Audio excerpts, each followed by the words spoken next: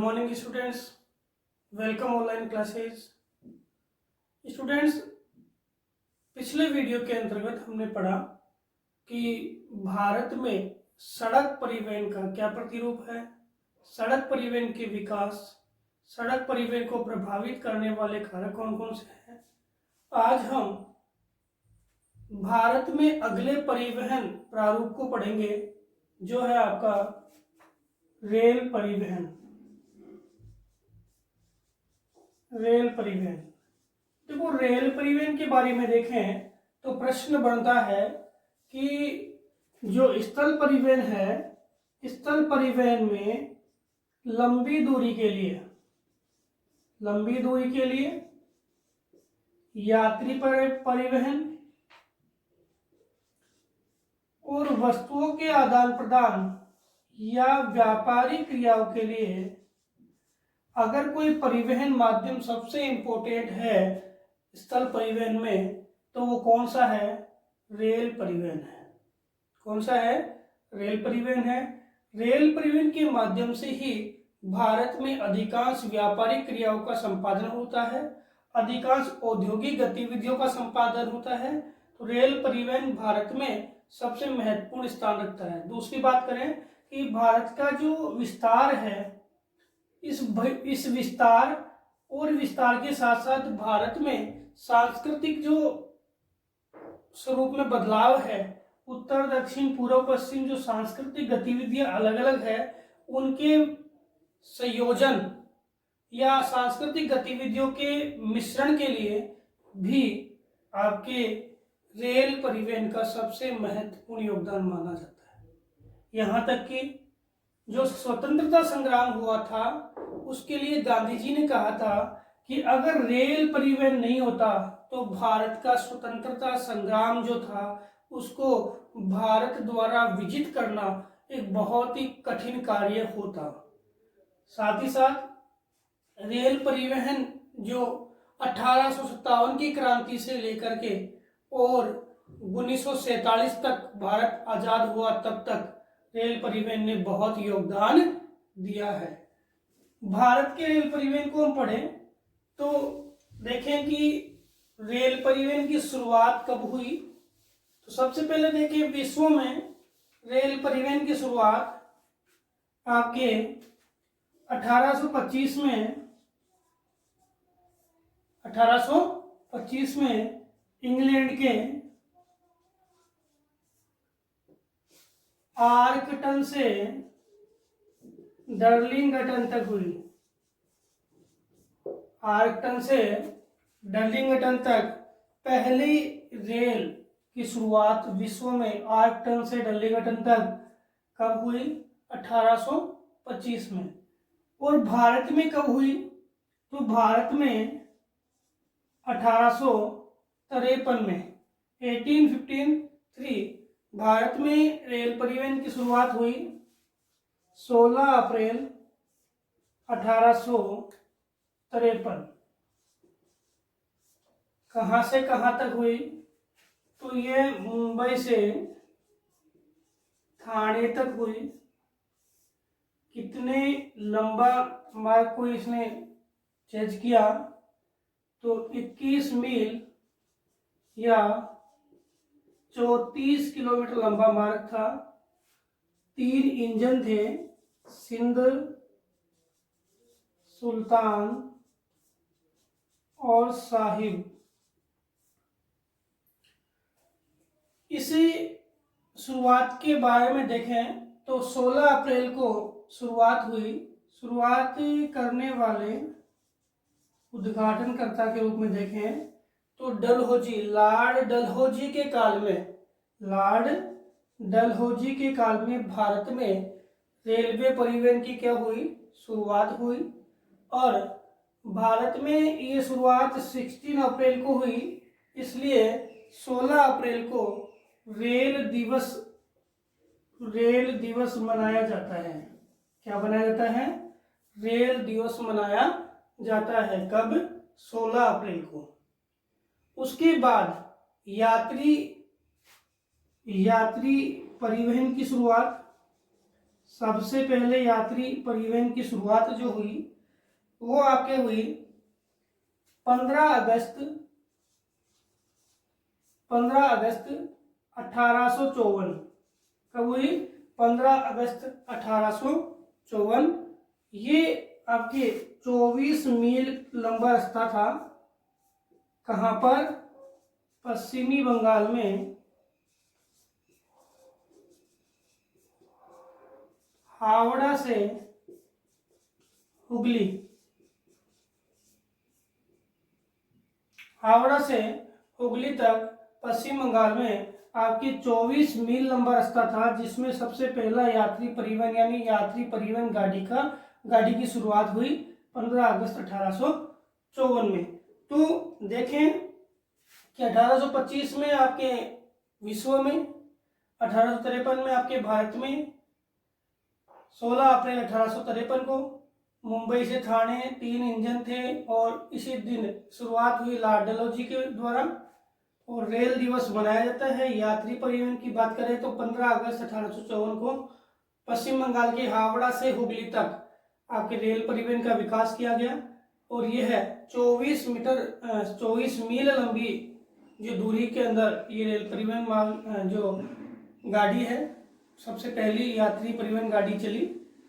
इसके बाद हम देखें कि भारत जो है वो रेल परिवहन में भारत है वो एशिया में पहला स्थान रखता है। और विश्व में देखें तो यूएसए के बाद भारत है वो दूसरा स्थान रखता है। आपके यूरोप, यूएसए, भारत, इसके अलावा हम एशिया में देखें तो चीन, रूस, ये बड़े तंत्र है। चीन, रूस ये क्या है? बड़े तंत्र है जिनमें रेलवे का काफी अधिक विकास हुआ है। इसके पश्चात देखें तो भारत में जो रेल परिवहन माध्यम है, तो ये पहले भी पढ़ाया जा चुका है आपको कि पटरी की चौड़ाई के आधार पे, पटरी की चौड़ाई के आधार पे रेल परिवहन माध्यम का हम, पटरी का मतलब है यह आपका रेल का जो भाग है, रेल की पटरी है और इसकी क्या है? ये चौड़ाई। इसको क्या बोलते हैं? हम गेज बोलते हैं। तो गेज के आधार पे देखें तो रेल परिवहन को हम अपने दृष्टि से देखें, भारत में देखें तो 3 भागों में बांटते हैं। एक तो ब्रॉड गेज और एक मीटर गेज, एक नैरो गेज। ब्रॉड, मीटर या नैरो गेज। ब्रॉड को हम बड़ी लाइन बोल देंगे, मीटर और नैरो। देखो ब्रॉड गेज की जो चौड़ाई है, जो पटरी की चौड़ाई है किसकी? ब्रॉड गेज की, वो आपकी 1.676 मीटर यानी 1.5 मीटर से ज्यादा आपकी ब्रॉड गेज की चौड़ाई है। मीटर गेज में आपके 1 मीटर है। और नैरो गेज की चौड़ाई है वो अलग अलग क्षेत्रों में अलग अलग है, जैसे 0.762 मीटर या 0.610 मीटर, अलग अलग क्षेत्रों में अलग अलग है। अब हम भारत की बात करें तो भारत में सबसे ज्यादा अगर कोई रेल परिवहन की लंबाई है वो ब्रॉड गेज की है। मीटर गेज और नैरो गेज की लंबाई क्या है? कम है। मीटर गेज और जो आपके नैरो गेज है उसकी लंबाई क्या है? कम है। अब भारत, इसके अलावा अगर विश्व स्तर पे अगर पूछ ले तो एक लाइन और आती है, मानक लाइन। कौन सी? मानक लाइन। ये केवल आपके ब्रिटेन में ही चलती है, जिसकी चौड़ाई है 1.44 मीटर। कितनी है? 1.44 मीटर। अब भारत में हम बात करें तो मीटर गेज है वो कुछ क्षेत्रों में चल रही है, लेकिन नैरो गेज है उसको धीरे धीरे क्या कर रहे हैं? समाप्त कर रहे हैं। और नैरो गेज को किस में कन्वर्ट किया जा रहा है? ब्रॉड गेज में। क्यों? अधिकांश क्षेत्रों में ब्रॉड गेज का निर्माण इसलिए किया जा रहा है अधिक लाभ की दृष्टि से।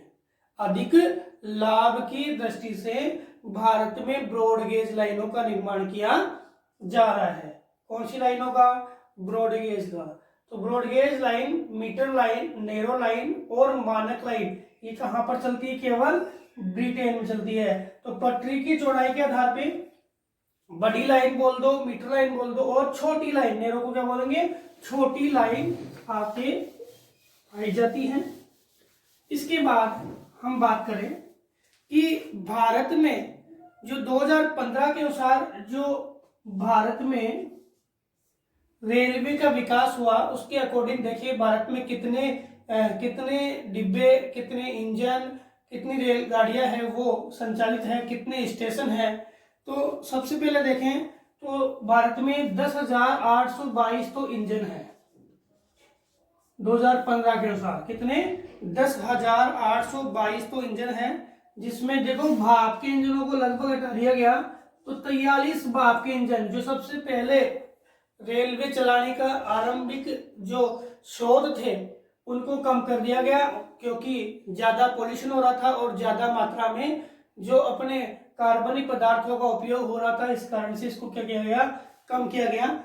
और उसके बाद देखिए 5,714 आपके डीजल के इंजन, ये भी पोल्यूशन करते हैं। और इसके बाद देखें तो 5,065 आपके विद्युत इंजन, ये पोल्यूशन क्या करते हैं? कम करते हैं। तो विद्युत इंजन, तो इस प्रकार आपके 10,822 इंजन भारत में 2015 के अनुसार गिने गए। तथा स्टेशनों की बात करें तो टोटल स्टेशनों में भारत में लगभग 7,112 स्टेशन हैं जो रेलवे का संचालन कर रहे हैं, 7,112।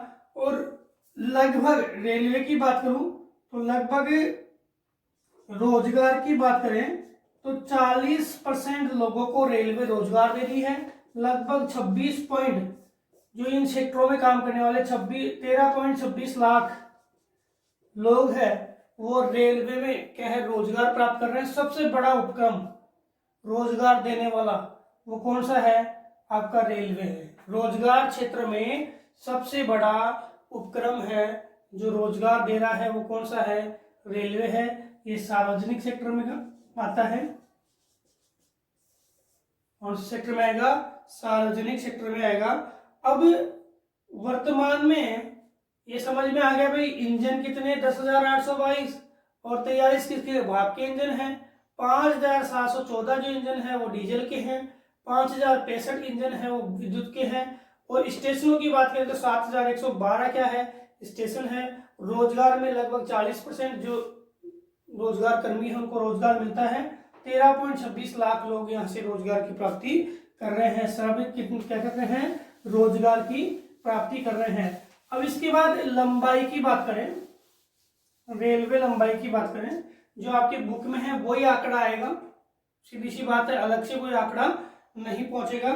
तो लंबाई में बात करें तो 1950-51 में आपकी जो रेलवे की लंबाई थी वो, जैसे आपका भारत जो आजाद हुआ था और आजादी के समय रेलवे की लंबाई 53,596 किलोमीटर थी, 53,596 किलोमीटर। और 1961 में यह लंबाई बढ़कर के और आपके 56,247 हो गई, 56,247 किलोमीटर। तथा 2012-13 में ये लंबाई बढ़कर के आपके 64,600 किलोमीटर हो गई। और वर्तमान में देखें तो यह 67,312 किलोमीटर है। कितनी है? 67,312 किलोमीटर है। रेलवे की लंबाई लगभग कितनी है? 67,312 किलोमीटर है। ये आपकी लंबाई की बात है। अब हम इसके ऐतिहासिक परिदृश्य को थोड़ा सा देखें कि भारत में जो रेलवे की शुरुआत हुई कब हुई? 1853 में है। और फिर धीरे धीरे रेलवे ने क्या किया? विकास किया। और रेलवे ने विकास किया तो 1949 में 1949 में भारत में देखें, आजाद हो गया था भारत, और आजादी के बाद जो रेल परिवहन तंत्र है उसमें 9 तो राजकीय क्षेत्र और 28 देशी रियासतों में, 28 देशी रियासतों में, क्योंकि रियासतों का एकीकरण नहीं हुआ था, रियासतों का एकीकरण राज्य पुनर्गठन आयोग के माध्यम से 1956 में हुआ था। तो 9 राजकीय और 28 देशी रियासतें थी, उन रियासतों में रेल चला करती थी। इसके बाद आपके 1951 में रेल परिवहन का हो गया राष्ट्रीयकरण।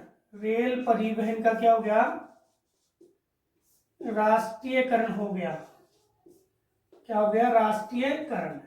जैसे ही रेल परिवहन का राष्ट्रीयकरण हुआ, रेल परिवहन को 8 रेल मंडलों में डिवाइड कर दिया गया। 8 रेल मंडल।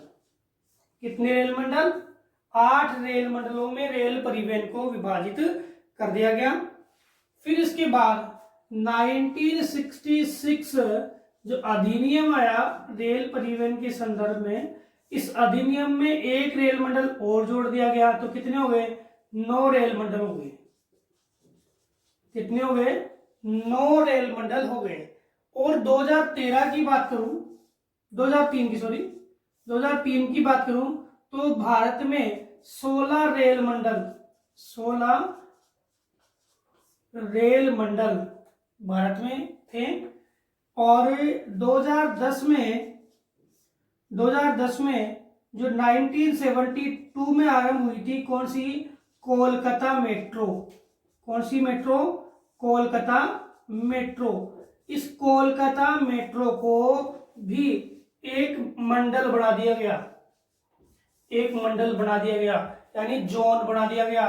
तो इस प्रकार 2010 में भारत में कितने रेलवे जोन हो गए? 17। पूछ ले तो 16 तो रेलवे प्लस एक कौन सा? मेट्रो। तो मेट्रो को मिला के कितने हो गए? 17 रेलवे जोन हो गए। कब? 2010 में। 2010 में कितने रेलवे जोन हो गए? तो आपके 17 मेट्रो जोन हो गए, सॉरी 17 क्या हो गए? रेलवे जोन हो गए मेट्रो को मिला करके। तो ये रेल की कहानी है कि इसमें मंडलों की बात करें तो अगले वीडियो के माध्यम से मानचित्र अनुसार हम क्या है इन सभी मंडलों को इनकी लोकेशन के आधार पर देखेंगे। अगले वीडियो के माध्यम से ये सारे मंडल है उनको हम अपने मानचित्र के माध्यम से लोकेशन के आधार पर हम उसको देखेंगे। तो ये चीज तो समझ में आ गई होगी। 49 में 9 राज्य की और 28 देशी रियासतों में चल रहा था। फिर 50-51 में क्या हो गया? इसका राष्ट्रीयकरण हो गया, 8 रेल मंडल बने। 66 अधिनियम में एक रेल मंडल और बन गया, 9 गए। 2003 में कितने बन गए? 16 बन गए। एक मेट्रो था उसको 2010 में बना दिया, टोटल कितने हो गए? 17 हो गए। तो आपको प्रश्न पूछ ले मेट्रो सहित तो 17 बताओगे, वैसे देखे तो क्या बोलोगे? 16। और पूछ ले रेल मंडल कितने, तो आप सीधा लिखोगे कि 16 रेल मंडल प्लस एक मेट्रो जोन या मेट्रो रेल मंडल। इस प्रकार से कितने हो गए? 17 रेल मंडल हो गए। अब भारत में रेल परिवहन की विकास की बात करें तो कौन कौन से प्रदेशों में रेल परिवहन का सर्वाधिक विकास है, कौन से में नहीं है? तो सब इस आधार पर देखें तो भारत में 3 स्वरूप है। एक तो सघनतम, एक मध्यम और एक विरल। 3 आधारों पर रेल परिवहन के विकास को देखा गया है। तो सघनतम रेल परिवहन का विकास हम देखें। आपके सघनतम रेल परिवहन का विकास आपको कहां मिलेगा? भारत के उत्तरी मैदान में। इस उत्तरी मैदानी भाग में सघनतम रेल परिवहन का विकास आपको देखने को मिलेगा। कौन से का? सघनतम रेल परिवहन का विकास आपको कौन से भाग में मिलेगा? उत्तरी रेल परिवहन में। इसमें देखो ये पंजाब के अमृतसर से स्टार्ट है और अमृतसर से आप कोलकाता तक आ जाओ, इस पूरे भाग में सघनतम जाल आपको रेल परिवहन का देखने को मिलेगा। मध्यम की बात आए तो मध्यम में आपके दक्षिणी भारत के जो प्रदेश है यहाँ पे इसके बाद जो रेल परिवहन का विकास है पठारी भागों में देखने को मिलेगा। और आपके विरल की बात आए तो विरल में आपके राजस्थान के पश्चिमी रेगिस्तानी क्षेत्र में, मान लो राजस्थान का पश्चिमी रेगिस्तानी क्षेत्र आ गया। और दूसरा हम देखें तो आपके जितने भी पर्वतीय भाग है, इन पर्वतीय भागों में भी आपको विरलतम रेल परिवहन का जाल देखने को मिलेगा। तो 3 क्षेत्र आ गए। सघनतम में आपके मैदान आ गया, मध्यम में आपका दक्षिणी पठार आ गया, और विरल में आपके पश्चिमी राजस्थानी भाग आ गया। इसके अलावा आपके सारा का सारा पर्वतीय प्रदेश आ गया, जिसमें रेल परिवहन का विरलतम जाल देखने को मिलता है। तो विद्यार्थियों, आज हमने रेलवे परिवहन के संदर्भ में कुछ सामान्य जानकारियां प्राप्त की। अगले वीडियो के माध्यम से रेलवे के जो कुछ भाग है जो हमारे कोर्स के अंतर्गत बताए गए हैं, जैसे रेलवे की कुछ इकाइयां हैं उनको पढ़ेंगे, और जो रेलवे जोन है उनको भी हम मानचित्र के माध्यम से देखेंगे। धन्यवाद।